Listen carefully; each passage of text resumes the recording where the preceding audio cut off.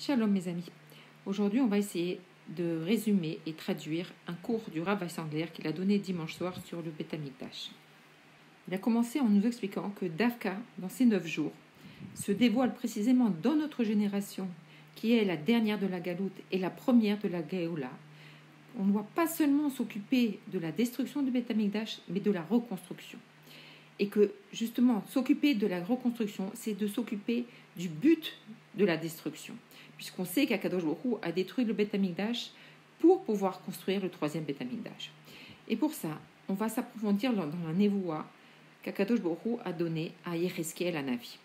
Pour comprendre, on va essayer de voir dans quelle situation il était.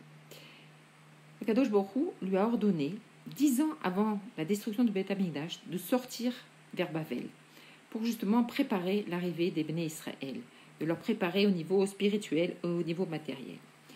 Et donc, 15 ans après qu'il soit à Bavel, il a appris la mauvaise nouvelle que le Beth Amikdash avait été détruit. Et encore 10 ans après, Akadosh Baruch Hu se révèle un jour de Yom Kippour, donc dans un moment une situation très basse spirituellement, où les Juifs étaient dans la galoute après la destruction. Et Akadosh Baruch Hu l'élève, le prend au-dessus des nuages, le sort de toutes les limites de la galoute et vient lui montrer le Beth Amikdash à Yerushalayim. Il l'élève de la galoute pour lui montrer le Beth Amikdash. Il faut comprendre que les Béné Israël, quand ils sont sortis d'Égypte et qu'ils sont enfin arrivés en Eretz Israël, ont connu une époque calme. Après, il y a eu la reconstruction, il y a eu la première construction du Beth Amikdash par Shlomo Améler. Et donc, les Juifs vivaient une période très calme, d'opulence. Ils étaient très, très bien. Et tout d'un coup, Jérémie vient leur annoncer que le Beth Amikdash allait être détruit. Et ensuite, il y a eu la destruction et l'exil vers Bavel et les souffrances. Et ça a été un point de rupture très, très grave, comme jamais ils avaient ressenti. Et donc, Yecheskel demande à Kadosh Baruch Hu, puisque Abravanel nous explique que toutes les prophéties de Yecheskel sont sous forme de discussion avec Akadosh Baruch Hu. Et Yecheskel demande à Akadosh Baruch Hu, mais Akadosh Baruch Hu, pourquoi faire autant de mal à ce peuple? Toi qui dis que c'est le peuple que tu as choisi, alors pourquoi le confronter à autant d'épreuves, autant de difficultés? Et Akadosh Baruch Hu, il lui dit, Davka, je vais te montrer que dans le moment le plus triste et le plus bas, je vais te montrer ce que sera le futur, le 3e Beth Amikdash, la chose la plus belle qui existera dans le monde. Et Davka, dans ce moment le plus bas, tu vas voir comment, quand on s'occupe du Beth Amikdash, comment on s'élève. Et donc, on comprend très bien le parallèle avec nous-mêmes. Davka, en ce moment, la situation difficile, économique, le corona et tout ce qu'on peut traverser, Davka, dans ce moment difficile, on doit étudier le Beth Amikdash, toutes les halachot sur le Beth Amikdash. Et le fait d'étudier le Beth Amikdash, c'est comme si qu'on le construit. Et donc, ça nous élève vers la montagne, la haute montagne où le Beth Amikdash va être construit. Et ça nous fait sortir de nos limites, sortir de nos histoires. Et on se lie concrètement avec Akadosh Baruch Hu. Le Beth Amikdash, c'est le point de rencontre entre le juif et Akadosh Baruch Hu. Le Beth Amikdash, ce n'est pas seulement l'endroit physique, mais c'est aussi le Beth Amikdash en nous. Et donc, c'est cette union qu'il y a entre notre gouffre et notre neshama, c'est ça le Beth Amikdash. Pour que cette rencontre se fasse, il faut, comme on va dire, une architecture comme le Beth Amikdash. Il avait une architecture très spéciale, avec des mesures très spéciales. Alors, c'est la même chose avec nous-mêmes. Ça doit suivre un chemin très particulier, un chemin codifié. Et pour nous expliquer cette rencontre avec Akadosh Baruch Hu, le Rav Weissengler a raconté une histoire d'un juif italien, il y a plus de 400 ans. Il était médecin et à l'âge de 63 ans, il a eu un AVC. Et il a compris qu'il était perdu. Et surtout, il y a 400 ans, on peut imaginer quelles étaient les chances de survivre à un problème médical aussi profond. Mais lui, il décide de ne pas se laisser abattre. Et il décide de changer son état. Et pour ça, il va se mettre à étudier le Beth Amikdash et toutes les lois et s'approfondir dans tous les sujets, jusqu'à même arriver à essayer de comprendre c'était quoi les chansons qui étaient chantées dans le Beth Amikdash, les chants des Lévi'im. Il a vraiment essayé de s'approfondir dans tout, et bien entendu sur les corbanotes, et Davka dans tous les détails. Et par ce travail-là, ce juif qui était enfermé dans une situation, il est arrivé par son étude sur le Beth Amikdash à s'élever, à sortir de sa prison physique et sortir de son problème médical jusqu'à être un homme en bonne santé. Et ça, c'est rien que par sa volonté, sa achlata tova, sa bonne décision de sortir de ses limites et de s'approfondir dans le Beit Hamikdash. Beïtsem, quand on essaye d'étudier les lois du Beit Hamikdash, on sort de sa galoute. Alors c'est quoi le Mikdash? Shlomo Ameler, qui a mérité de construire concrètement le Beit Hamikdash, après que son père David ait tout préparé, tout le matériel, qu'il avait préparé même l'endroit, puisqu'il avait aplani l'endroit, il avait préparé la montagne sur laquelle allait être construit le Beit Hamikdash. Un jour de Yom Kippour, Shlomo Ameler a demandé à Kadosh Baruch Hu pourquoi il fallait une maison pour Kadosh Baruch Hu. Et donc Kadosh Baruch Hu lui a dit que c'est pas seulement un bâtiment. Et comme c'est expliqué dans la Gemara Maseret Sukkah, que Bereshit, dans le premier mot de Bereshit, on voit déjà l'importance. Bereshit, bara shittim. Shittim, ça fait allusion au misbéar, puisqu'on sait que le misbéar était construit avec du bois de shittim. Et donc, on comprend de là que dès Bereshit, il y avait déjà les plans du Beit Hamikdash. Et Rambam, dans ses lois de Beit Abrira, explique l'endroit exact du Beit Hamikdash. Et il explique que Dafka, l'endroit où Dieu a créé le monde, où Adam a apporté les sacrifices, où Abraham a apporté son fils en sacrifice, c'est à cet endroit-là même que le Beit Hamikdash doit être construit. Donc, le Beit Hamikdash, en fait, il représente tout le travail du juif, tout le service divin. La cour, l'autel, il symbolise tout le rapprochement de l'homme avec Akadosh Baruch Hu. Tout le plan est fait en suivant le rapprochement de plus en plus fort vers Akadosh Baruch Hu. Il y avait 2 cours extérieures. Et la première cour, d'ailleurs, cette cour-là n'existait pas dans le premier Beit Hamikdash. Elle n'existe que à partir du deuxième Beit Hamikdash. Et donc, c'est, disons, l'endroit où le juif va se préparer, la première préparation avant de vraiment commencer le travail de rapprochement avec Akadosh Baruch Hu. Et pourquoi cette cour n'existait pas dans le premier Beit Hamikdash? Parce qu'à cette époque, ils étaient élevés spirituellement et donc ils pouvaient rentrer directement vers le travail. Et donc, dans le deuxième Beit Hamikdash, il fallait une préparation pour ensuite rentrer dans le vrai endroit du travail. Et cette cour extérieure s'appelle Ezrat Nashim. Et pourquoi elle s'appelle comme ça? Concrètement, les femmes pouvaient rentrer, même dans la cour intérieure, pour amener des corbanotes. Alors, pourquoi ça s'appelle Ezrat Nashim? En fait, on nous raconte ça dans la Maseret Sukkot, qu'à Sukkot, pendant Simcha Bet HaShoeva, on a construit comme un balcon pour que les femmes puissent regarder les réjouissances. Dans le premier Beit Hamikdash, les femmes étaient derrière les hommes. Et dans le deuxième Beit Hamikdash, donc, on a construit cette petite balustrade où les femmes pouvaient regarder les réjouissances de Simcha Bet HaShoeva. Mais le Zohar nous explique qu'il y a une raison beaucoup plus profonde pourquoi on a construit cette balustrade. Le Zohar nous explique c'est quoi en fait Simcha Bet HaShoeva. Dans le pshat, dans le sens simple, les fêtes de Tishri nous permettent de nous relier à nouveau avec Akadosh Baruch Hu. Rosh Hashanah, on demande à Hachem de régner sur le monde. Yom Kippour, on se purifie, on se sanctifie. Et Sukkot, c'est les demandes particulières. Et on demande donc la pluie, le Geshem, la Gashmiout. C'est le retour de toutes les brachot qu'on a reçues. Et donc, c'est le Shefa qui va descendre dans le monde. Et pour ça, donc, on faisait une fête de Simcha Bet HaShoeva. Cette fête se passait dans le Beit Hamikdash, justement, dans cette cour-là. Et on puisait de l'eau. Et on dansait toute la nuit. Et le matin, dans les corbanotes, on versait de l'eau sur le misbéar. C'était les libations de l'eau. Ça, c'est pour le sens simple. Maintenant, dans le sens profond.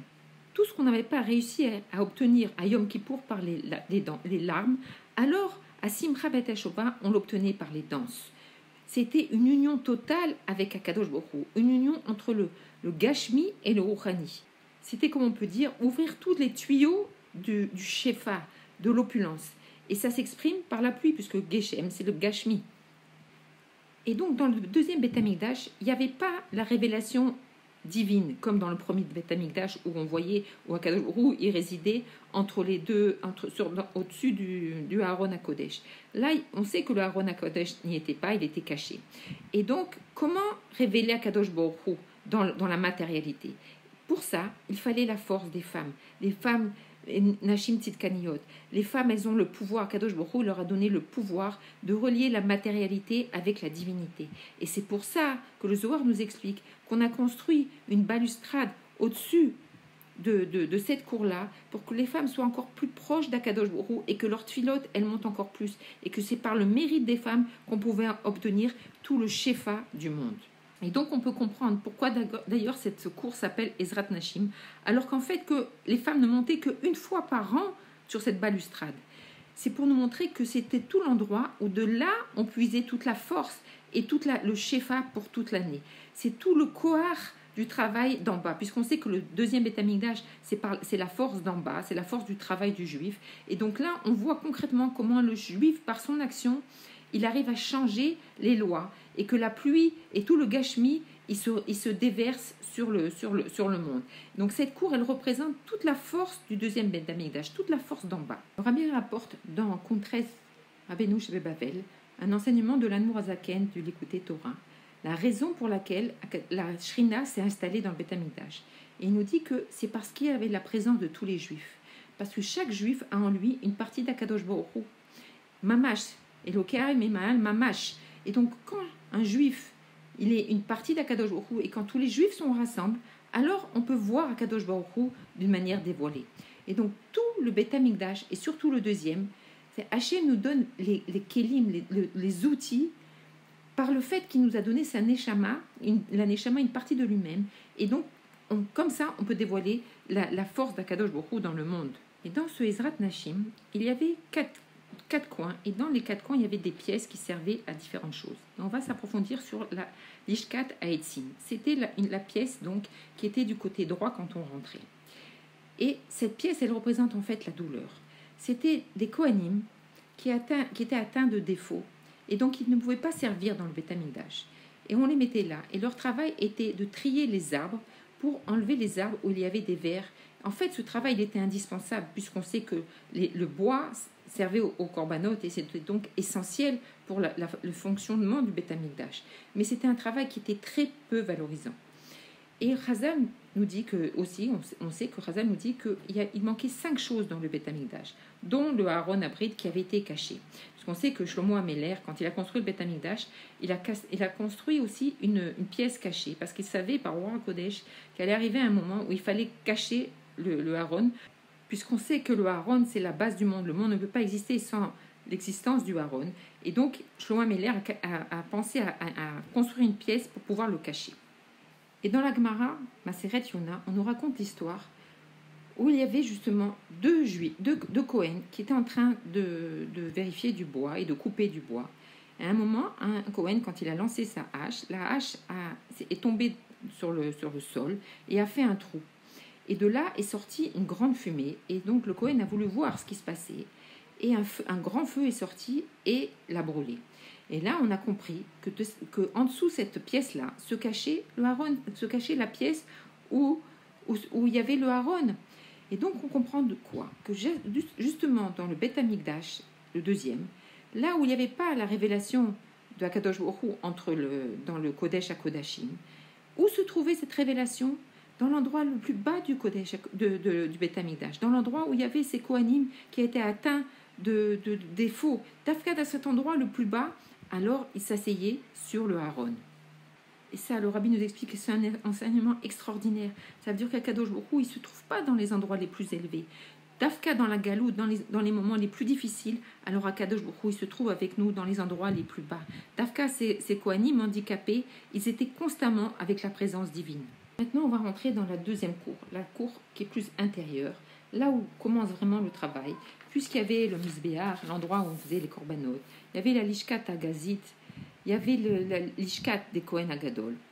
La Lishkat Agazit, c'est le Sanhedrin, c'est l'endroit où siégeait le Sanhedrin et décidait en fait de toutes les lois du monde. Et ce qui est intéressant, c'est de voir que Dafka, la pièce où siégeait le Sanhedrin, était en face du Misbéar, de l'autel des sacrifices, pour nous montrer que le Sanhedrin ne peut pas siéger dans un endroit qui est coupé du monde.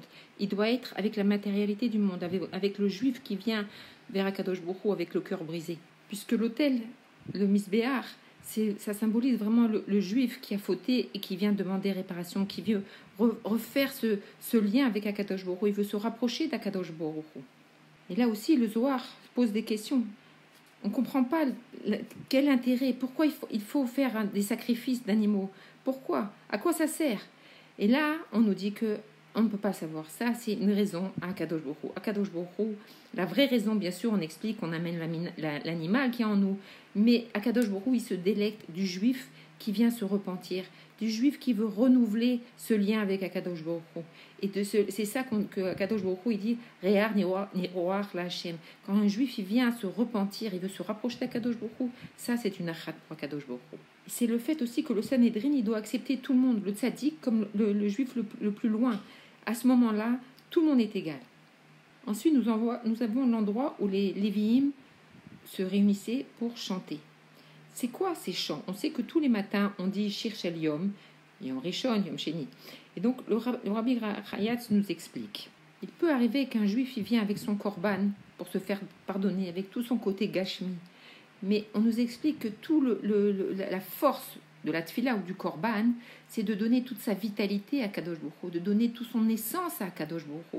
Et il peut arriver, on le voit bien même dans la tfila, qu'on a du mal à donner la profondeur de notre être. On a du mal à donner 100%, de se donner 100% pour Kadosh Baruch Hu. Et là vient le chant des Lévi'im. Quand les Lévi'im y chantaient, alors s'ouvraient toutes les portes du cœur et le juif pouvait donner toute son âme, toute sa force, toute sa vitalité, puisqu'on sait que le sang, c'est la vitalité. Donc, il donnait toute sa vitalité pour Akadosh Baruch Hu. Et de nos jours, c'est le Nigunim. Le Nigun, il ouvre le cœur. Il nous permet de dépencher tout ce qu'on a en nous. Donc, le travail des Lévi'im, c'était pour parfaire le travail de Korban. Ensuite, une fois qu'on a dépassé donc le Misbéar, alors on va rentrer dans le Echal. Echal, en fait, c'est le bâtiment. Jusqu'à maintenant, on était à l'extérieur. Maintenant, on va rentrer dans ce grand bâtiment, dans le grand bâtiment qu'on appelle le Echal. C'est-à-dire, une fois qu'on s'est rapproché d'Akadosh Baruch Hu, qu'on s'est purifié, on est prêt à cette rencontre avec Akadosh Baruch Hu. Dans ce Echal, il y avait d'abord le Lechem Panim, la Menorah, le Misbérar à Aktoret, l'autel des encens. Et au fond, après, il y avait le Kodesh à Kodashim. Et là, le Rav Weisshandler nous explique quelque chose. Il nous dit, si on regarde avec des rayons X de ce bâtiment-là, qu'est-ce qu'on va voir? On va voir que l'endroit qui est utilisé est en fait très petit. Il ne prend même pas un tiers de tout ce bâtiment. C'est un bâtiment immense pour un endroit qui est utilisé très petit. On voit que tout autour du Kodesh et du Kodesh à Kodashim, il y a des endroits vides, ce qu'on appelle des tas. Et ces tas, ils sont vides et ils sont hermétiques, on ne peut pas y accéder. Et en plus de ça, non seulement ça entoure toute la partie du Kodesh et du Kodesh à Kodashim, mais il y a ensuite un second étage qui est vide. Il y avait une grande porte par laquelle les Kohanim rentraient pour faire leur service, et sur le côté, il y avait une porte qui était toujours fermée. Et Yechiskiel, Akadosh Baruch Hu lui a révélé le secret de cette porte. Il lui a expliqué que cette porte, c'est pour Akadosh Baruch Hu. Et là se dévoile le grand secret du Beth Amikdash. On raconte que quand le Maguide de Midrash il allait partir de ce monde, la Nourazaken lui a demandé à quoi servaient ces endroits vides. Pourquoi il y avait tellement d'espaces vides dans le Beth Amikdash? Pourquoi il y avait des couloirs et des endroits complètement vides et hermétiques où il n'y avait aucun accès? Et là, il lui a révélé. C'est le Kohar de l'Ein Sof. C'est la force infinie d'Akadosh Baruch Hu. Il y a des endroits ou des moments où Akadosh Baruch Hu est dévoilé. Par exemple, dans le Beth Amikdash, il y avait des endroits où Akadosh Baruch Hu est dévoilé, comme on a dit, même dans le Kodesh à Kodashim, il était dévoilé, ou même dans le Misbéar, dans tout le Beth Amikdash, il y avait Akadosh Baruch Hu qui est dévoilé. Et même dans le monde maintenant où il n'y a pas le Beth Amikdash, il y a des endroits où Akadosh Baruch Hu il est dévoilé. Ça, c'est pour le côté physique, mais dans notre nefesh, en nous aussi, on a des moments dans notre vie où on sent la présence d'Akadosh Baruch Hu. Ça peut être au moment d'une naissance, ça peut être au moment d'un mariage. On sent une révélation divine. Mais par contre, il y a des moments dans notre vie où on est dans l'obscurité totale. On traverse des épreuves, on ne comprend pas, on cherche Akadosh Baruch Hu. Et là vient cette révélation. Dafka, dans les endroits, dans le Echal, des endroits vides où il n'y avait rien, c'est l'endroit de résidence d'Akadosh Baruch Hu. Akadosh Baruch Hu, il ne réside pas, d'accord? Il se dévoile dans le Haron à Kodesh. Il se dévoile dans certains endroits, mais où il est dans les endroits vides, dans les endroits obscurs. Il est avec nous. Il est là quand un juif il sert à Kadosh Baruch Hu, dans l'obscurité totale, qu'il est enfermé dans une situation difficile, et pourtant il continue à servir à Kadosh Baruch Hu, même s'il ne voit rien du tout, même s'il sent rien du tout, mais il se dépasse, il dépasse ses limites et il sert à Kadosh Baruch Hu. Et c'est là la rencontre avec Kadosh Baruch Hu. Là, il s'unit avec la Ma'out, avec l'essence d'Akadosh Baruch Hu. Et le Radak nous explique que dans le 3e Beth Amikdash, cette porte, elle sera ouverte que par le Melech HaMashiach. Lui, il pourra rentrer et il pourra s'asseoir là-bas, dans cette pièce-là, dans une des pièces, pour manger les corbanotes qui lui sont dus. Et le Radak, il continue en disant que justement, cet endroit-là, ça sera la rencontre entre Akadosh Baruch Hu et Melech HaMashiach. Et pour terminer, le Rav Sandler revient sur une lettre que le Rabbi a écrite au Nasi Ben Tzvi, qui explique toute l'essence du Goël. Cette lettre elle est très connue. On dit, il est écrit comme ça. Depuis le jour où je suis rentré au Cheder, et même avant, j'imaginais déjà la Géoula, le chemin par lequel la Géoula, elle va se dévoiler. Mais c'est quoi cette Géoula? C'est une Géoula qui va nous permettre de comprendre pourquoi il y a eu toutes ces souffrances, pourquoi tous ces chemins difficiles, pourquoi toutes ces persécutions. On va comprendre tous ces chemins-là et on va arriver avec un cœur entier et avec une parfaite connaissance. On va remercier Akadosh Baruch Hu. On dira Odra Hashem ki anaftabi. Ça veut dire quoi? Ça veut dire qu'on va remercier Akadosh Baruch Hu avec tout notre cœur qui nous a fait passer toutes ces souffrances. Bien sûr, de nos jours, c'est impossible à comprendre. On a envie de lui dire, Dai, on en a marre des souffrances, viens, libère-nous et c'est tout.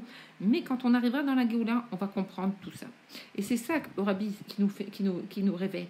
C'est justement que par cette obscurité-là, on arrive à des degrés beaucoup plus grands. Et c'est tout à fait l'esprit de ces 3 semaines, tout à fait l'esprit du Beth Amikdash, de la destruction du Beth Amikdash. Tout le sujet de la Géoula, c'est de prendre un juif et de le relier avec l'essence, la Ma'out d'Akadosh Baruch Hu. Pas seulement avec les dévoilements d'Akadosh Baruch Hu, mais avec la Ma'out, l'essence, c'est-à-dire quand on voit rien. Parce qu'on sait très bien que dans l'essence, dans le noyau, il n'y a pas de lumière, il n'y a rien. C'est l'essence pure, sans raison, sans dévoilement. Et c'est ça la Géoula, c'est être lié avec cette essence-là. La Géoula, c'est quand le juif, il va arriver à toucher ces endroits vides. C'est le Etsem Aneshama. Dans l'endroit obscur, ça c'est le sod de la Géoula. C'est le sod du mal absolu. C'est Dafka dans ces endroits difficiles qui sont au-delà de la compréhension, au-delà de tout l'intellect. Là, on peut rencontrer Akadosh Baruch Hu.